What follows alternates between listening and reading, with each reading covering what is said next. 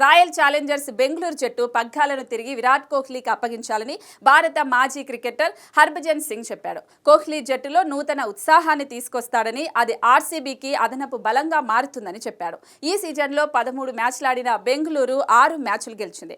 12 పాయింట్ల పట్టికలో 5వ స్థానానికి చేరింది. కానీ ప్లే ఆఫ్స్కు అర్హత సాధించాలంటే సీఎస్కేపై ఆర్సీబీ ఘన విజయం సాధించాలి. 18 పరుగుల తేడాతో లేదా 11 బంతులు మిగిలి ఉండగానే గెలవాలి. అంతేగాక లక్నో సూపర్ జైన్స్ కూడా 14 పాయింట్లే సాధించాలి. అయితే ఒకవేళ బెంగళూరు తదుపరి దశకు అర్హత సాధించకపోతే జట్టు యాజమాన్యం పునరాలోచించాలని హర్భజన్ సింగ్ చెప్పాడు. వచ్చే సీజన్లో కోహ్లీని కెప్టెన్ చేయాలని సూచించాడు.